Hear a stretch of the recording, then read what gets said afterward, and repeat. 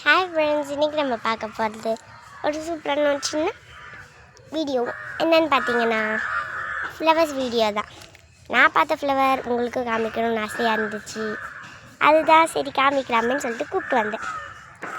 நான் பார்த்தா வண்டியே போதுமா, உங்களுக்கு கற்றுத்தரணும்ல.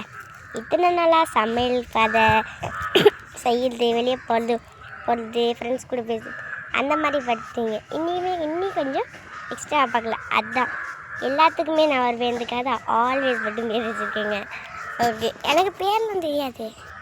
வீடியோ எடுக்க தெரியும், காட்ட தெரியும், பேர்லாம் தெரியாது நமக்கு. அப்படி ஏதாவது உங்களுக்கு பேர் தெரிஞ்சால் கமெண்டில் சொல்லுங்கள்.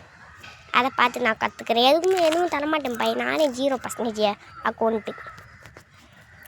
சரி, லெட்ஸ் கோ கைஸ். இதை பார்த்து எனக்கு ஒரு கவிதை சொல்லணும் போலே தோணுது. என்ன கவிதை சொல்லலாம்? பூ பற்றியே சொல்லவா? ஒரு கவிதை சொல்லியிருக்கேன். மலையை பார்த்து, இந்த வாட்டி பூவை பார்த்து. அழகான பூ நேரம். வெயிட் பண்ணுங்க, நான் பேசிக்கிறீங்களான்னு பார்ப்போமா? ஃப்ரெண்ட்ஸ் போயிட்டே இருக்கும்போது உட்காலத்துக்கு ஒரு பேஸ் கேட்டுச்சு. பார்க்க நல்லா நீட்டாகவே இருந்துச்சு. அதான் சரி, இது இங்கே தான் இது சாஞ்சிக்கிறேன்.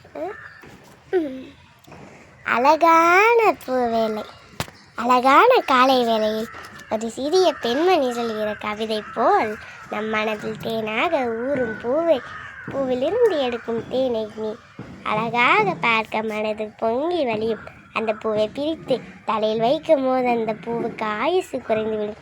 அதுவே நம்ம அந்த பூவை பல வருடமாக காத்து கொண்டோம் வெயிலே, அந்த பூ மலர் போல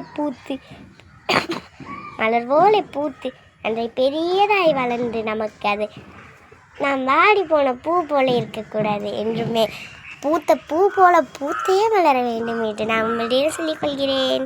நன்றி. என் கவிதை பிடித்துள்ள நான் உங்களுடைய பக்கத்தில் இருக்கும் இந்த மாதிரி இமோஜியை கிளிக் பண்ணவும் தூய தமிழத்தில் தமிழ் சொல்கிறேன்.